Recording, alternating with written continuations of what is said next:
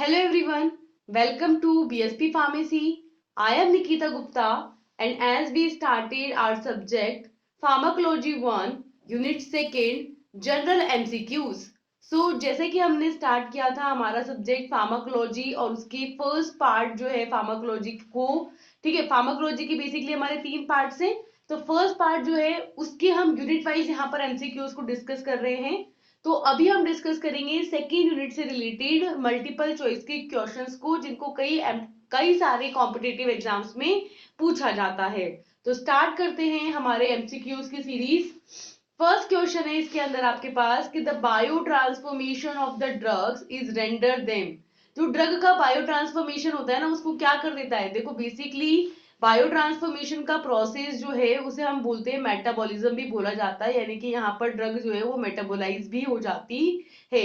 तो bio transformation का main purpose होता है कि जो नॉन पोलार ड्रग है, ठीक है, उसको किस में कन्वर्ट करना? पोलार ड्रग के अंदर कन्वर्ट करना, या ड्रग की पोलैरिटी को इंक्रीज करवा देना। दैट मीन्स उसको क्या बनाना? लिपोफिलिक से हाइड्रोफिलिक में यहाँ पर कन्वर्ट करना, जिससे कि क्या हो, आपकी ड्रग जो है जितनी ज्यादा हाइड्रोफिलिक होगी मतलब उतनी ही इजीली वो क्या हो जाएगी?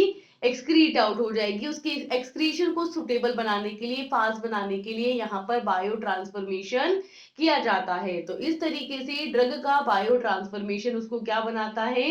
Less lipid soluble and more water soluble, या हम बोलेंगे मोर पोलराइज उसको बना देगा, जिसकी वजह से ड्रग आपकी इजीली एक्सक्रीट आएगी। So options are less ionized नहीं, more ionized, more pharmacology active नहीं, less pharmacological active, more lipid soluble नहीं, less lipid soluble. So the correct answer is option number D, that is less lipid soluble.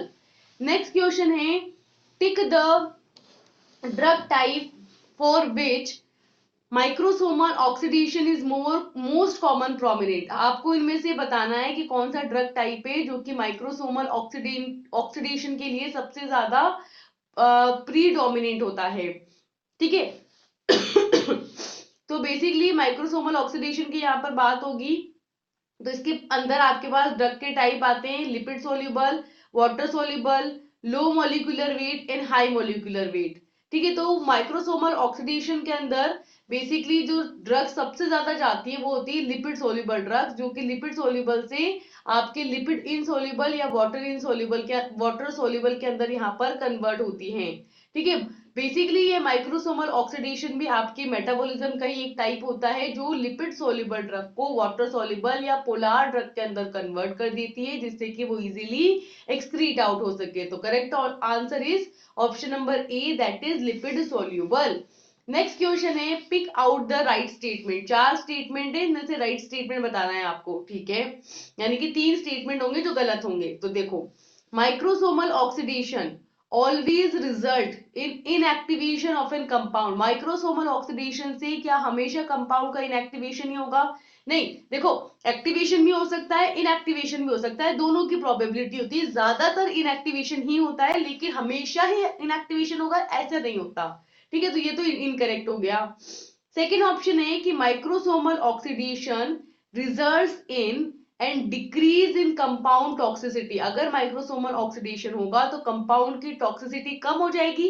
नहीं, उसकी toxicity से इसका कोई relationship नहीं होता, सिर्फ उसकी एक्टिविटी से रिलेशनशिप होता है, टॉक्सिसिटी से कोई रिलेशनशिप होता ही नहीं है। थर्ड है कि microsomal oxidation results in an increase of ionisation and water solubility of an drug. ही माइक्रोसोमल ऑक्सीडेशन यहाँ पर जो होता है उसकी वजह से ड्रग का आयोनाइजेशन बढ़ जाता है, बिल्कुल सही बात है। And water solubility of drug की, हाँ, ड्रग की वाटर सोलिबिलिटी भी यहाँ पर इंक्रीज हो जाती है, सही बात है। सो दोनों बातें यहाँ पर सही है यहाँ पर। नेक्स्ट है कि microsomal oxidation results in an increase in lipid solubility. Lipid solubility नहीं बढ़ती, गलत है statement. Of a drug thus its excretion from the organism is facilitated, जिसकी वजह से ड्रग का जो एक्सक्रीशन है ऑर्गेनिज्म में वो फैसिलिटेट हो जाता है। नहीं, देखो दोनों ही बातें गलत है कि लिपिड सोलिबिलिटी बढ़ती है, ये भी गलत है, और लिपिड बढ़ने की वजह से उसका एक्सक्रीशन बढ़ता है, ये भी गलत है। तो दोनों ही बातें गलत है, इसलिए ये बात भी गलत हो गई। तो करेक्ट आंसर क्या है आपका? ऑप्शन नंबर सी, कि यहाँ पर ड्रग का आयोनाइजेशन बढ़ता है और ड्रग की वाटर सोल्युबिलिटी बढ़ती है, ठीक है। नेक्स्ट है आपका question number 4, that stimulation of liver microsomal enzyme can, कि अगर आप माइक्रोसोमल एंजाइम जो है, ठीक है, जो लीवर में प्रेजेंट है, अगर उसको आप स्टिमुलेट कर दो तो क्या होगा। देखो, requires the dose increase of some drug, कुछ ड्रग के केस में ड्रग की जो डोज होगी उसकी रिक्वायरमेंट यहां पर बढ़ जाएगी। अच्छा, नेक्स्ट है require the dose decrease of some drug, कुछ के ड्रग्स के केस में जो डोज की रिक्वायरमेंट है वो कम हो जाएगी। नेक्स्ट है prolong the duration of action of drug, drug का duration of action microsomal enzyme की एक्टिविटी से या उसके स्टिमुलेशन से ना ड्रग का एक्टिवेशन या इनएक्टिवेशन होता है बेसिकली, है ना। या तो यहाँ पर अगर आपका स्टिमुलेट हो रहा है तो या तो ड्रग का एक्टिवेशन होगा या उसका इनएक्टिवेशन होगा, है ना। उसके ड्यूरेशन ऑफ एक्शन के साथ यहाँ पर कोई छेड़खानी नहीं होगी। नेक्स्ट है intensify the unwanted reaction of drug, drug का अनवांटेड इफेक्ट यहाँ पर इंटेंसिफाई हो जाएगा, तो ये भी प्रोबेबिलिटी नहीं है। मेन तो ये है कि ड्रग की डोज आपको ज्यादा लेनी पड़ेगी, क्योंकि अगर इन केस माइक्रोसोमल एंजाइम आपके ज्यादा स्टिमुलेट हो गया है, यानी कि ज्यादा मेटाबॉलिज्म यहाँ पर हो रहा है, तो आपकी ड्रग इजीली एक्सक्रीट आउट हो रही है, क्योंकि मेटाबॉलिज्म होकर के वो पोलर ड्रग में कन्वर्ट हो रही है और इजीली एक्सक्रीट आउट हो रही है। यानी कि अब हमको जितनी डोज चाहिए ड्रग का इफेक्ट प्रोड्यूस करने के लिए, वो डोज ज्यादा करोगे तब उतना इफेक्ट देखने को मिलेगा। इसलिए यहां पर करेक्ट आंसर होगा कि require the dose increase of some drug, कि कुछ ड्रग की जो डोज का अमाउंट होगा उसको हमको बढ़ाना पड़ेगा। ठीक है, नेक्स्ट क्वेश्चन है कि metabolic transformation that is phase 1 is, कि जो फेज 1 होता है उसमें मेटाबॉलिक जो ट्रांसफॉर्मेशन होता है उसमें क्या आते हैं आपके, ऑक्सीडेशन, रिडक्शन और हाइड्रोलिसिस, तीन रिएक्शंस आती हैं। ठीक है, तो देखो ऑप्शंस में एसिटाइलेशन एंड मिथाइलेशन नहीं, transformation of a substance due to oxidation, reduction and hydrolysis बिल्कुल सही, ग्लूकुरोनिडेशन नहीं, प्रोटीन बाइंडिंग नहीं, तो correct answer is transformation of an substance due to oxidation, reduction and hydrolysis. Next है question number 6, that biotransformation of an medicinal substance results in, drug का जो आपके medicinal substance होता है उसका जो बायो ट्रांसफॉर्मेशन होता है, बायो ट्रांसफॉर्मेशन के थ्रू यहाँ पर क्या होती है, जो ड्रग होती है वो आपके एक्टिव से किस में कन्वर्ट हो जाती है, इनएक्टिव के अंदर कन्वर्ट हो जाती है, जिसकी वजह से उसका इजीली एक्सक्रीशन हो जाता है, एक्सक्रीशन वहां पर बढ़ जाता है। तो ऑप्शन है फास्टर यूरिनरी एक्सक्रीशन, बिल्कुल सही, यूरिनरी एक्सक्रीशन जो होगा यहाँ पर फास्ट हो जाएगा, बिल्कुल सही है ये option. Slower the urinary excretion नहीं, स्लोअर नहीं होगा। Easier distribution of an organism, organism के अंदर डिस्ट्रीब्यूशन इजी हो जाएगा, डिस्ट्रीब्यूशन का मेटाबॉलिज्म से या बायो ट्रांसफॉर्मेशन से कोई रिलेशन नहीं है। Higher binding to the membrane, binding में बायो ट्रांसफॉर्मेशन से रिलेटेड नहीं है, तो correct answer is faster urinary excretion, option number A. Next question is question number 7, that conjugation is, conjugation किससे रिलेटेड है। देखो कॉन्जुगेशन रिएक्शन जो होती है उसके अंदर आपकी ऑक्सीडेशन, रिडक्शन और हाइड्रोलाइसिस की रिएक्शन नहीं आएगी, ये आती है आपके फेज 1 में। और इसके अलावा जो होती है आपकी ग्लूकोरोनिडेशन, असाइलेशन, एसिटाइलेशन, मिथाइलेशन और आपकी ग्लूकोथायोजाइडेशन, ये सारी आती है आपके कॉन्जुगेशन के अंदर।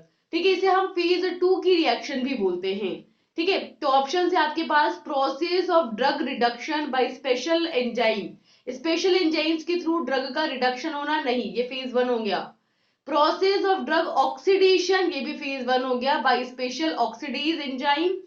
थर्ड इज, ये दोनों तो आपके फेज 1 में आ गए। ठीक है, थर्ड देखो, coupling of a drug with endogenous substance, बिल्कुल सही कि यहाँ पे कोई एंडोजीनियस सब्सटेंस होता है, जैसे मिथाइलेशन में मिथाइल ग्रुप, एसिटाइलेशन में एसाइल ग्रुप, सल्फोनेशन में सल्फर ग्रुप, है ना, ग्लूकोरोनिडेशन होता है, ग्लूकोथायोजाइडेशन होता है, तो वहां पर एक एंडोजीनियस सबस्टांस होता है जो आपके कपलिंग करता है, तो बिल्कुल सही है ये ऑप्शन नंबर सी। डी है solubilisation of an drug, drug का सोल्यूबलाइजेशन होता है कॉन्जुगेशन में, नहीं, सोल्यूबलाइजेशन का इससे कोई रिलेशन नहीं है, so correct answer is option number C. Next है आपके पास question number 8, that which of the following processes proceed in the second phase of biotransformation, यहाँ पे चार ऑप्शंस दिए हैं, चार प्रोसेस दिए हैं, इनमें से कौन सी आपके जो है सेकेंड फेज ऑफ बायोट्रांसफॉर्मेशन से रिलेटेड होगी। तो ऑक्सीडेशन, रिडक्शन और हाइड्रोलाइसिस तो आपकी होगी फेज 1 की, एसिटाइलेशन है फेज 2 की। तो correct answer is A, that is acetylation. Next है question number 9 that conjugation of an drug includes the following except. जो ड्रग का कॉन्जुगेशन होता है ना उसके अंदर कौन कौन सी आती है एक्सेप्ट, मतलब एक होगी जो नहीं आएगी बाकी सारी आ जाएगी। तो आपको बताइए कि कौन सी नहीं आएगी, ऑक्सीडेशन, रिडक्शन या हाइड्रोलाइसिस में से अगर कोई होगी तो यहाँ पर हाइड्रोलाइसिस है तो वैसे ही करेक्ट आंसर, वैसे तो हाइड्रोलाइसिस हो गया।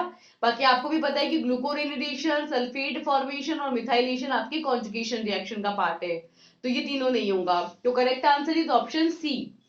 नेक्स्ट क्वेश्चन है कि in case of liver disorders accompanied by decline in microsomal enzyme activity, the duration of action of some drugs is। Liver disorders के केस में जब लीवर डिसऑर्डर हो जाता है, लीवर सही से काम नहीं कर रहा, यानी कि ड्रग का मेटाबॉलिज्म नहीं होगा सही से, तो उस पर्टिकुलर टाइम पर माइक्रोसोमल एंजाइम्स की एक्टिविटी यहाँ पर कम हो जाती है, ठीक है। And the duration of action of some drugs, और ड्रग का जो ड्यूरेशन ऑफ एक्शन होगा वो यहाँ पर क्या होगा कि जब आपके माइक्रोसोमल एंजाइम सही से काम नहीं कर रहे होंगे, यानी कि ड्रग मेटाबोलाइज नहीं हो रही होगी, तो ड्रग आपके एक्सक्रीट आउट नहीं हो रही होगी, यानी कि वो कहाँ प्रेजेंट होगी, सिस्टमिक सर्कुलेशन में रह जाएगी, है ना। तो क्या कह रहे हैं कि डिक्लाइन हुआ है, देखो एकदम खत्म भी नहीं हुआ है, डिक्लाइन हुआ है, कम हुआ है सिर्फ। तो यहाँ पर क्या होगा, आपकी जो ड्यूरेशन ऑफ एक्शन होगा ड्रग्स का वो यहाँ पर बढ़ जाएगा, लंबे समय तक ड्रग अब आपकी यहाँ पर काम कर पाएगी। तो ड्यूरेशन ऑफ एक्शन क्या हो जाएगा, इनलार्ज हो जाएगा, बढ़ जाएगा, डिक्रीज हो जाएगा नहीं बढ़ेगा, रिमेन अनचेंज नहीं चेंज होगा बढ़ेगा, तो चेंज इनसिग्निफिकेंटली नहीं सिग्निफिकेंटली अमाउंट में बढ़ेगा। तो इसलिए correct answer is option number B. Next question is question number 11 जो कह रहा है कि half life that is T half is the time which is required.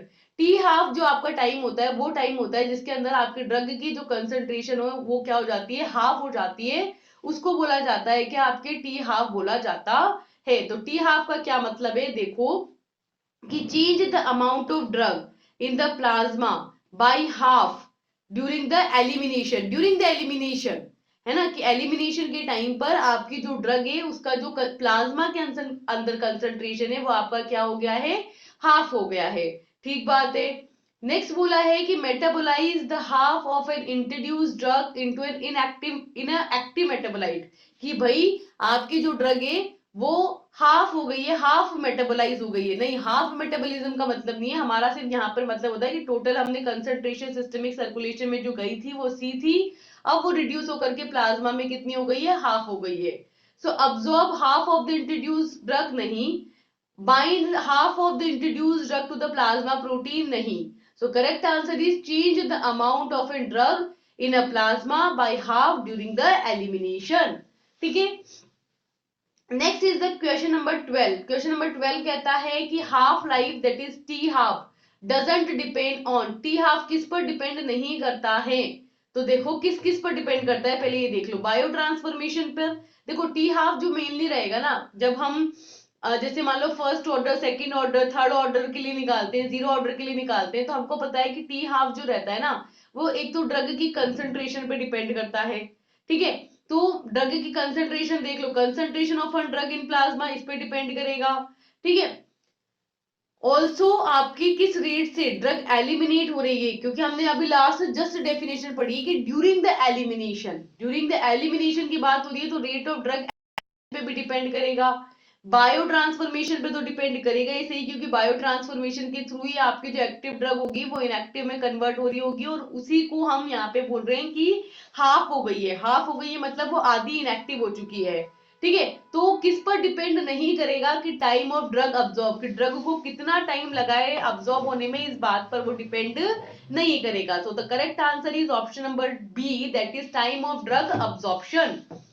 Next question is elimination is expressed as, elimination को किस में express किया जाता है। एलिमिनेशन का मतलब सिंपली ये होता है कि ड्रग जो रहती है वो कितनी आपकी एलिमिनेट हो गई है, बॉडी से कितनी निकल गई है, ठीक है। So rate of renal tubular reabsorption, जो रीनल ट्यूबुलर रीअब्जॉर्प्शन हो रहा है उस पर डिपेंड करेगी नहीं। Clearance speed of some volume of blood from the substance, substance में से जो आपका ब्लड का वॉल्यूम होगा वो किस स्पीड से यहाँ पर क्लियर आउट हो रहा है, इस पर एलिमिनेशन होगा आपका डिपेंड। या फिर है आपके पास time required to decrease the amount of drug in the plasma by 1/2। नहीं, ये तो टी हाफ हो गया ना, कि कितना टाइम लग रहा है ड्रग की कंसेंट्रेशन को आधा होने में, ये तो टी हाफ हो गया। Clearance of an organism from the xenobiotics, xenobiotic मतलब आपकी हो गई ड्रग, तो ड्रग का ऑर्गेनिज्म के अंदर कितना क्लियरेंस हुआ है, कितनी वो बाहर निकली है, वही उसका क्या होता है, एलिमिनेशन होता है। So correct answer is option number D, that is clearance.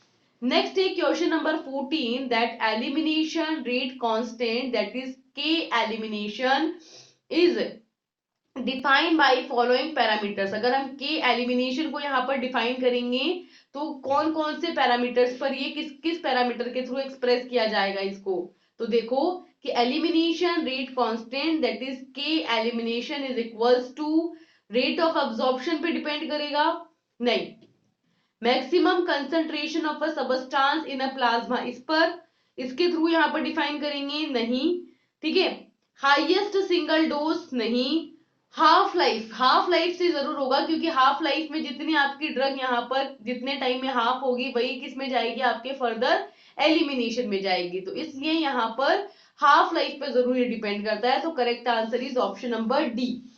Next question is question number 15, that the systemic clearance that is CLS is related with, systemic clearance किसके साथ related होता है, तो देखो कि only the concentration of substance in the plasma, systemic clearance जो है आपकी कहीं ना कहीं इस बात से रिलेट है कि आपके सिस्टमिक सर्कुलेशन से कितनी ड्रग आपके एलिमिनेट हो रही है, तो यहाँ पर किस किस से रिलेटेड है, देखो कि ओनली सिर्फ कंसंट्रेशन करेगी, कंसंट्रेशन पे भी डिपेंड करेगी कि प्लाज्मा में कितनी कंसंट्रेशन है, पर सिर्फ उसी पे करेगी नहीं, only the elimination rate constant नहीं, वॉल्यूम ऑफ डिस्ट्रीब्यूशन बिल्कुल सही, सबसे इंपॉर्टेंट फैक्टर यही है, volume of distribution, half life और एलिमिनेशन रेट कांस्टेंट, तीनों पर डिपेंड करती है, बायो अवेलेबिलिटी पर नहीं करती, ये मेनली अब्जॉर्प्शन से रिलेटेड पैरामीटर है, और हाफ लाइफ पर भी करती है, तो हाफ लाइफ इसमें आ गया ना अपने, तो correct answer is volume of distribution, half life और एलिमिनेशन रेट कांस्टेंट,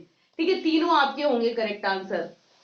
नेक्स्ट है question number 16, that pharmacodynamics involves the study of following accept, pharmacodynamics में बेसिकली हम क्या पढ़ते हैं कि आपके ड्रग जो है वो किस तरीके से मैकेनिज्म ऑफ एक्शन यहाँ पर शो कर रही है, और ये स्टडी करते हैं कि आपकी जो ड्रग है वो बॉडी पर क्या एक्शन दे रही है, ठीक है, तो क्या चीज स्टडी करते हैं, एक्सेप्ट बताना है हमको, तो इसके अंदर हम बायोलॉजिकल और थेराप्यूटिक इफेक्ट्स को स्टडी करते हैं, हाँ, अब्जॉर्प्शन डिस्ट्रीब्यूशन को करते हैं नहीं, इसको किसमें करते हैं, काइनेटिक्स के अंदर, तो ये आपकी करेक्ट आंसर हो जाएगा वैसे तो, पर इसके अलावा ऑप्शंस देख लो, मैकेनिज्म ऑफ एक्शन को इसमें करते हैं, सही है, ड्रग इंटरेक्शन को भी करते हैं, ठीक है, so the correct answer is B, that is absorption और डिस्ट्रीब्यूशन ऑफ ड्रग।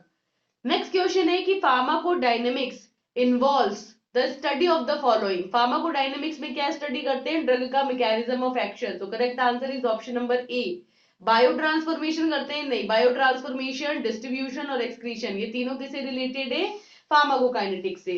नेक्स्ट है pharmacodynamics involves the following, pharmacodynamics में किसके बारे में इंफॉर्मेशन आती है, information about the main mechanism of drug absorption, नहीं, ड्रग अब्जॉर्प्शन के लिए ड्रग के रिसेप्टर पे बाइंड करके जो एक्शन यहाँ पर देता है, जो मैकेनिज्म फॉलो की जाती है उसकी स्टडी करते हैं, ये सही बात है कि ड्रग के मैकेनिज्म ऑफ एक्शन की स्टडी करते हैं, ड्रग के मैकेनिज्म ऑफ ड्रग अब्जॉर्प्शन की स्टडी नहीं करते, ठीक है, information about the excretion of drug, excretion की स्टडी नहीं करते, है ना, information about the biological barriers की स्टडी नहीं करते, information about the unwanted effects, हाँ, ड्रग के जो साइड इफेक्ट्स होते हैं, अनवांटेड इफेक्ट होते हैं, ड्रग का जो बॉडी पर एक्शन होता है उसको स्टडी किया जाता है, so the correct answer is option number B.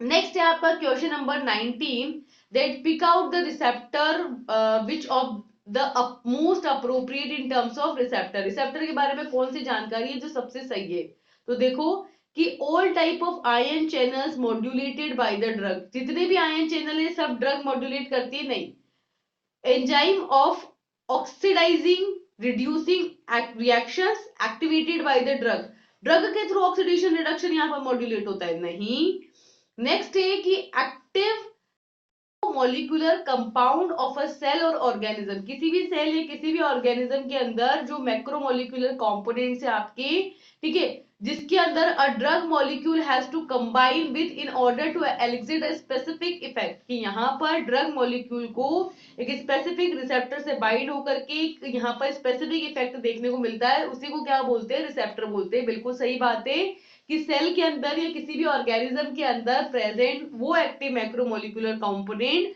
जिसके साथ जब ड्रग मॉलिक्यूल बाइंड करता है और एक स्पेसिफिक इफेक्ट देता है, उसी को क्या कहा जाता है, रिसेप्टर कहा जाता है। तो ये तो बिल्कुल करेक्ट बात हो गई रिसेप्टर के बारे में।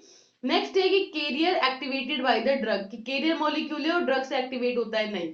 So the correct answer is option number C. Next है question number 20, that what does affinity means? Affinity का means है कि आपकी जो ड्रग है वो कितनी ज्यादा रिसेप्टर के साथ जुड़ना चाहती है, कितनी ज्यादा एफिनिटी है उसकी। So it is a measure of how tightly a drug bind to a plasma protein, नहीं प्लाज्मा प्रोटीन है, रिसेप्टर के साथ कितनी बाइंडिंग है। So it is a measure of how tightly a drug bind to a receptor, बिल्कुल सही, receptor के साथ कितनी बाइंडिंग है। So correct answer is option number B, but still the options are a measure of inhibiting potency, नहीं, measure of bioavailability, नहीं। So the correct answer is option number B, that is how tightly एक drug जो है receptor के साथ bind कर रही है। नेक्स्ट है question number 21, that target protein in which a drug molecule bind are, मतलब टारगेट प्रोटीन जिनके साथ आपका ड्रग मॉलिक्यूल बाइंड करता है, उन टारगेट प्रोटीन को क्या कहा जाता है, रिसेप्टर।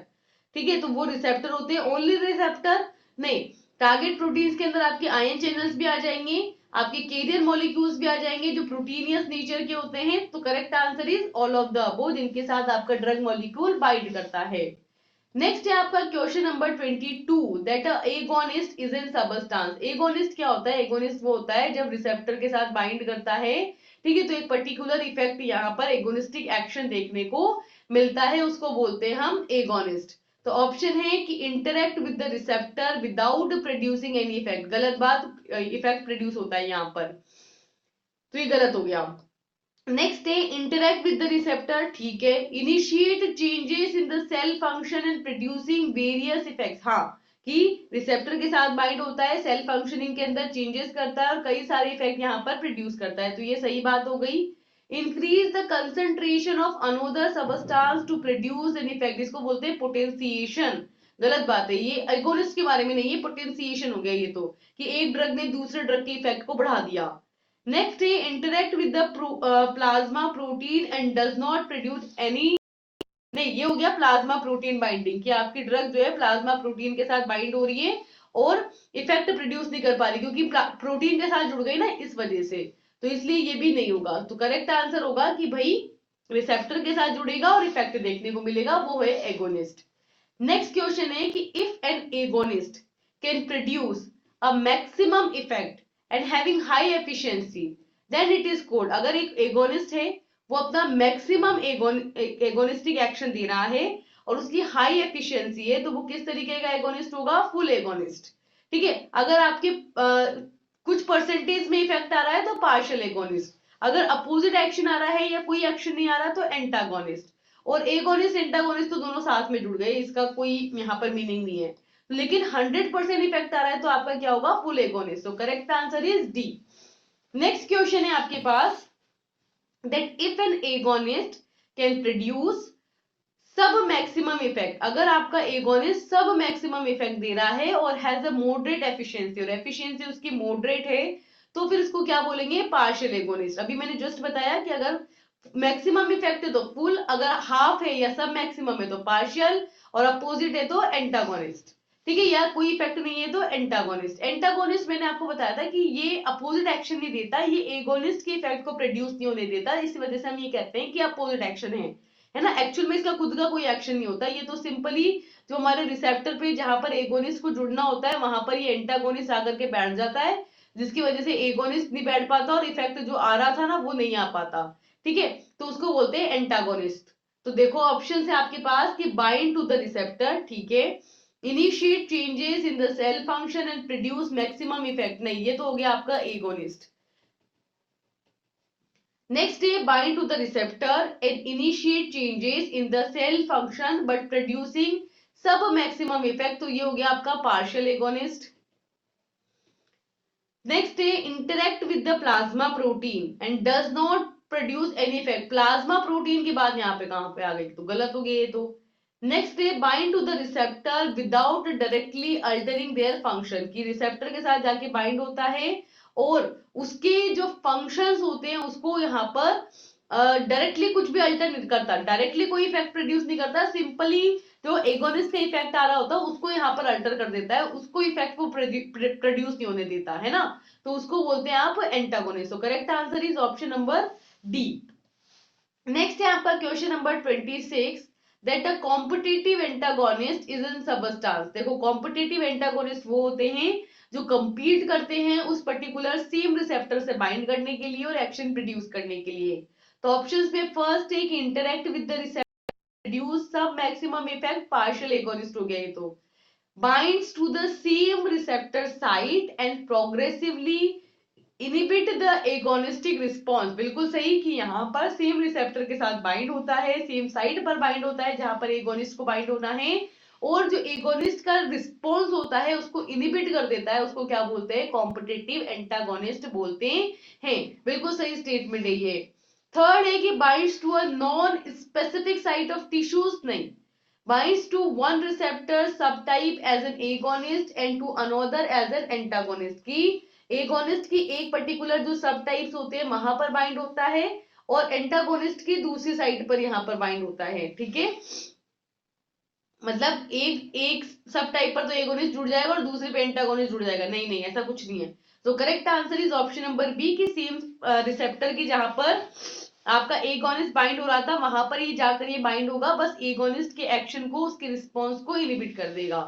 ठीक है, नेक्स्ट है आपका question number 27 that a substance which is binding to one receptor subtype as an agonist and another as an antagonist. ठीक है, एक सबस्ट्रेट है, ठीक है, उसकी एक सबस्ट्रेट है जो कि रिसेप्टर के एक सब टाइप पर तो एक एगोनिस्ट की तरह बाइंड हो रहा है और दूसरी साइड पर एंटागोनिस्ट यहाँ पर बाइंड हो रहा है, मतलब ये आपका रिसेप्टर है बेसिकली. ठीक है, यहाँ पर तो आके जुड़ गया आपका एगोनिस्ट और ये जो दूसरी साइड है यहाँ पर आके जुड़ गया आपका एंटागोनिस्ट. तो इसको क्या बोलोगे, एगोनिस्ट एंटागोनिस्ट दोनों जुड़ रहे हैं तो ये हो गया आपका एगोनिस्ट एंटागोनिस्ट, है ना. तो correct answer is option number C. अगर यहाँ पर ये पार्शियल एगोनिस्ट जुड़ता तो हम क्या बोलते हैं कि जुड़ेगा सेम रिसेप्टर पर और इफेक्ट जो होगा वो मैक्सिमम नहीं देखने को मिलेगा, सब मैक्सिमम देखने को मिलेगा. रिवर्सिबल में आके जुड़ेगा, हट भी जाएगा, तब एगोनिस्ट वहां पर आके जुड़ जाएगा तो वो रिवर्सिबल हो गया. कॉम्पिटिटिव में दोनों कंपीट करेंगे, अगर एंटागोनिस्ट आके जुड़ गया तो एगोनिस्ट का इफेक्ट देखने को नहीं मिलेगा, तो उसको कॉम्पिटिटिव एंटागोनिस्ट बोलते हैं. लेकिन यहाँ पर दोनों जुड़े हुए हैं इसलिए इसको क्या बोलते हैं, एगोनिस्ट एंटागोनिस्ट. तो correct answer is C. Next है क्वेश्चन नंबर 28 की irreversible interaction of an antagonist with a receptor is due to, कि जो रिसेप्टर के साथ एंटागोनिस्ट की इंटरेक्शन है अगर वो इरिवर्सिबल है.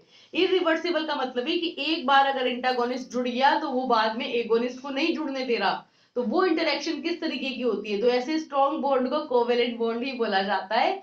तो correct answer is option number C, covalent bond. ठीक है, जो बॉन्ड जुड़ जाते हैं और फिर वापस से अलग नहीं हो पाते वो कोवेलेंट बॉन्ड होते हैं. ठीक है, नेक्स्ट है question number 29 that mechanism of transmembrane signalling are of following except, कि यहाँ पर जो आपकी ट्रांस मेम्ब्रेन सिग्नलिंग हो रही है उसकी जो मैकेनिज्म है वो तीन चीजों को फॉलो करती होगी, एक को नहीं करती है. वो क्या है, देखो कि transmembrane receptors that bind and stimulate the protein tyrosine kinase, कि यहाँ पर ट्रांस मेम्ब्रेन जो सिग्नलिंग होती है ना इसकी जो मैकेनिज्म होती है इसके अंदर आपके रिसेप्टर होते हैं ट्रांस मेम्ब्रेन रिसेप्टर्स, इनके ऊपर हमारी जो ड्रग होगी वो आके बाइंड होगी और बाइंड होकर के प्रोटीन टायरोसिन काइनेज जो एंजाइम है उसको स्टिमुलेट कर देगी. बिल्कुल सही बात है, ऐसा होता है. नेक्स्ट है कि जीन रिप्लेसमेंट हो जाता है यहाँ पर by introduction of therapeutic gene to correct the genetic effect. Genetic effect का कोई चेंज नहीं होता. देखो सिंपली जो ड्रग रिसेप्टर इंटरेक्शन होती है ना उसमें जीन वीन का कोई इन्वॉल्वमेंट नहीं होता. अगर थोड़ा बहुत न्यूक्लियर, जैसे न्यूक्लियर रिसेप्टर पे जब बाइंड होता है तो वहां पर थोड़ा सा जेनेटिक चेंज होता है, लेकिन वो भी फिर इतना ज्यादा नहीं होता कि भाई जीन भी नहीं करेक्ट हो जाएंगे, यहाँ पर वही चेंज हो जाएंगे, म्यूटेशन वगैरह हो जाएगा, ऐसा कुछ नहीं होता। तो यहाँ पर जीन रिप्लेसमेंट का कोई कॉन्सेप्ट नहीं है। वैसे तो ये आपका करेक्ट आंसर हो जाएगा इस वजह से, लेकिन फिर भी बाकी ऑप्शन देखते हैं कि लिगेंड गेटेड आयन चैनल जो होते हैं, ठीक है, that can introduce to open and close by binding a ligand. बिल्कुल सही है, लिगेंड गेटेड आयन चैनल्स के अंदर लिगेंड ही होंगे जो आकर के बाइंड होंगे या हटेंगे, तो आपके जो रिसेप्टर्स होंगे वो ओपन होंगे और क्लोज होंगे। बिल्कुल ठीक बात है। नेक्स्ट है कि ट्रांस मेम्ब्रेन रिसेप्टर्स जो होते हैं, जो मेम्ब्रेन के ऊपर प्रेजेंट होते हैं, उसके अंदर प्रोटीन्स हैं जो स्टिमुलेट करते हैं किसको, GTP binding signal transducer protein को, यानी कि जी प्रोटीन्स को, which in turn generate intracellular secondary messenger. ठीक है, तो आपके यहाँ पर जी प्रोटीन होते हैं, आपके मेम्ब्रेन के ऊपर जी प्रोटीन कपलिंग रिसेप्टर्स होते हैं, सही बात है, जो कि सेकेंडरी मैसेंजर को जनरेट करके, सीएमपी को जनरेट करके सेल मेम्ब्रेन के अंदर सिग्नल्स को ट्रांसफर करते हैं। बिल्कुल सही बात है ये। तो ये भी स्टेटमेंट आपका सही है। तो कौन सा गलत है, ऑप्शन नंबर बी वाला गलत है, that is why correct answer is option number B. Next question है कि tick the second messenger of G protein coupled receptor की, जो जीपीसीआर है यानी कि जी प्रोटीन कपल्ड रिसेप्टर है आपके, जिसे मेटाबोट्रोपिक भी बोला जाता है, उसका जो सेकेंडरी मैसेंजर है वो कौन है, उसका है आपको पता ही है सीएएमपी होता है यहाँ पर। तो correct answer is cAMP, that is option number D. Next यहाँ पे बताना है कि tick the substance which changes the activity of an effector element but does not belongs to the secondary messenger। ठीक है, आपको सबस्टांस को यहाँ पर चूज करना है, ठीक है, जो यहाँ पर जो इफेक्टर एलिमेंट है आपके, उसकी एक्टिविटी को तो चेंज करता है लेकिन वो सेकेंडरी मैसेंजर नहीं है। तो एक चीज तो बता दूं कि कैल्शियम और सीएएमपी तो आपके सेकेंडरी मैसेंजर होते हैं, तो ये दोनों तो हट ही गए, बचे ये दोनों। इसके अंदर भी नहीं आएगा, आपका करेक्ट आंसर आएगा जी प्रोटीन्स। जी प्रोटीन्स बेसिकली यहाँ पर इफेक्टर की जो एक्टिविटी होती है उसको चेंज कर सकते हैं, और ये आपके सेकेंडरी मैसेंजर भी नहीं होते, जी प्रोटीन कपलिंग रिसेप्टर इसलिए इनको बोला जाता है।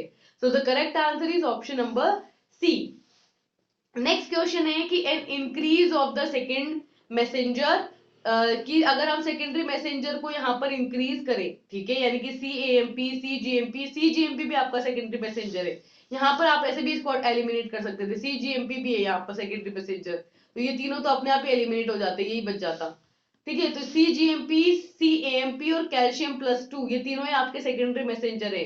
जब इनकी कंसेंट्रेशन इंक्रीज होगी तो क्या होगा, तो देखो inhibition of intracellular protein kinase and protein phosphorylation, नहीं उल्टा होगा, इनिबिशन नहीं होगा, उसका एक्टिवेशन होगा। ठीक है, तो इनिबिशन नहीं होगा। सेकंड है कि प्रोटीन काइनेज एक्टिवेशन, बिल्कुल सही, एंड प्रोटीन फॉस्फोराइलेशन, सही है बिल्कुल, कि यहाँ पे सीएएमपी क्या करता है, जो सेल के अंदर है प्रोटीन का फॉस्फोराइलेशन करता है, प्रोटीन काइनेज एंजाइम को एक्टिवेट करता है और आगे सिग्नल्स को ट्रांसमिट करता है। Blocking the interaction between a receptor and effector, नहीं।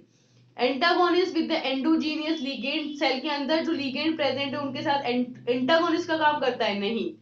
ना ही रिसेप्टर और इफेक्टर के बीच के इंटरेक्शन को ब्लॉक करता है। तो correct answer is protein kinase activation and protein phosphorylation. Next है आपका question number 33, that tick the substance whose mechanism are based on the interaction with the ion channels। इनमें से आपको एक सबस्टांस को चूज करना है जिसकी मैकेनिज्म जो है वो आपके आयन चैनल की इंटरेक्शन पर डिपेंड करती है। ठीक है, मतलब आयन चैनल के साथ यहाँ पर इंटरेक्शन करेगा इन चारों में से एक सबस्टांस, ठीक है, उस सबस्टांस को हमें चूज करना है जिसका मैकेनिज्म ऑफ एक्शन आपको तब देखने को मिलेगा जब वो आपके आयन चैनल के साथ इंटरेक्शन करेगा।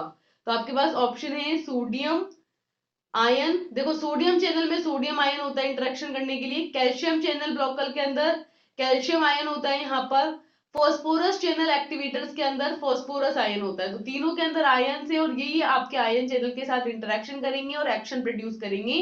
तो तीनों ही हैं जो यहाँ पर इंटरेक्शन करके मैकेनिज्म के थ्रू एक्शन प्रोड्यूस करते हैं। So the correct answer is all of the above. Next question है कि all of the following statement about the efficiency and potency are true. यहाँ पर एफिशिएंसी और पोटेंसी के बारे में बात बताई गई है, हमें बताना है कि तीन स्टेटमेंट सही होंगे, एक गलत होगा, गलत वाले को चूज करना है। ठीक है, तो देखो, एफिशिएंसी मतलब कितनी आपकी ड्रग है जो इफेक्टिव है, कितना इफेक्ट दे पा रही है, ठीक है। और पोटेंसी का मतलब है कि कितनी वो बाइंड होगी और इफेक्ट देगी, यानी कि मिनिमम के अंदर मैक्सिमम इफेक्ट देगी, उसको बोलेंगे उसकी पोटेंसी, ठीक है। तो आपके पास ऑप्शंस हैं कि efficacy, efficiency is usually more important clinical consideration than potency. नहीं, ये गलत हो गया कि एफिशिएंसी जो होती है वो पोटेंसी से ज्यादा आपकी इंपॉर्टेंट कंसिडरेशन में होती हैं। वैसे तो हम पोटेंसी को ही ज्यादा कंसिडरेशन में लेते हैं, पर एफिशिएंसी को भी कंसिडरेशन में लेते हैं। ऐसा नहीं कह सकते कि क्लिनिकल कंसिडरेशन में। अच्छा, क्लिनिकल कंसिडरेशन की बात हो रही है ना। क्लिनिकल कंसिडरेशन में हम ये देखेंगे कि कौन सी ड्रग है जो ज्यादा इफेक्टिव है, ठीक है, सही बात है। Efficiency is an maximum effect of an drug, बिल्कुल सही बात है कि ड्रग का मैक्सिमम इफेक्ट जो हो सकता है उसको बोलते हैं उसकी एफिशिएंसी, और मिनिमम डोज के साथ जो इफेक्ट यहाँ पर मैक्सिमम होगा वो होती है उसकी पोटेंसी। तो potency is a comparative measure, बिल्कुल सही बात है। दो ड्रग्स होंगे उनके बीच में कंपेयर करेंगे कि दोनों में से किसकी डोज कम है और इफेक्ट ज्यादा है, तो हमेशा पोटेंसी कंपैरेटिव मेजरमेंट होता है, and which refers a different dose of two drug. यहाँ पर ड्रग की दो अलग अलग डोजेज होती हैं जो कि सेम इफेक्ट प्रोड्यूस कर रही होती हैं, तो जो कम डोज में भी आपका मिक्स यहाँ पर सेम इफेक्ट प्रोड्यूस कर पा रही होती है, हम उसको कहते हैं कि वो आपकी ज्यादा पोटेंट ड्रग है, ठीक है। तो ये बिल्कुल सही स्टेटमेंट हो गया आपका। नेक्स्ट इज कि the ED50 is a measurement of drug efficiency. Drug की एफिशिएंसी को ED50 के थ्रू मेजर करते हैं, नहीं, गलत स्टेटमेंट है। तो द करेक्ट आंसर आपका हो जाएगा option number D. Next question is question number 35, that give the definition for the therapeutical dose. Therapeutical dose के लिए कौन सा स्टेटमेंट सही होगा? थेरापेटिकल डोज का मतलब होता है कि वो डोज या वो कंसंट्रेशन जिस पर आपको थेरापेटिक इफेक्ट देखने को मिलेगा उसको बोलेंगे हम therapeutic dose. So it is an amount of one substance to produce a minimum biological effect। नहीं, मिनिमम की क्यों बात करेंगे? Amount of a substance to produce effects which are hazardous for an organism। नहीं, hazardous effects क्यों क्यों बात करेंगे? The amount of an substance to produce a required effect in a most of the patient, बिल्कुल सही कि most of patients के अंदर जो required effect produce कर सके उस substance की, उस amount की हम यहाँ पर बात करेंगे, बिल्कुल सही बात है ये। Next है amount of a substance to accelerate and increase of concentration of medicine of an organism। किसी भी organism के अंदर जो medicine की concentration है जिसको अगर हम इंक्रीज करें तो ड्रग का इफेक्ट यहाँ पर एक्सेलरेट हो जाएगा। नहीं, एक्सेलरेशन की कोई बात नहीं हो रही। तो correct answer is option number C कि यहाँ पर पेशेंट के अंदर कितना हमारा जो इफेक्ट है ड्रग का वो देखने को मिलेगा। Next is question number 36, that pick out the incorrect correct definition of toxic dose.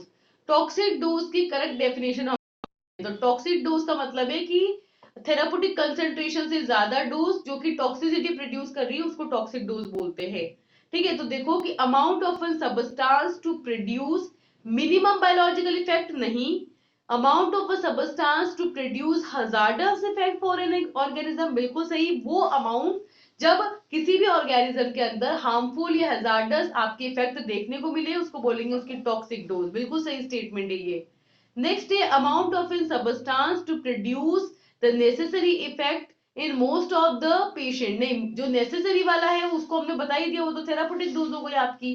And amount of in substance for fast creation of high concentration of medicine in an organism. किसी भी organism के अंदर drug की जो highest concentration होगी ना उसको हम यहाँ पर बोलेंगे, नहीं, तो ये भी गलत है। So correct answer is option number B कि हजार्डस इफेक्ट जब यहाँ पर देखने को मिलेंगे उसको बोलेंगे टॉक्सिक डोज।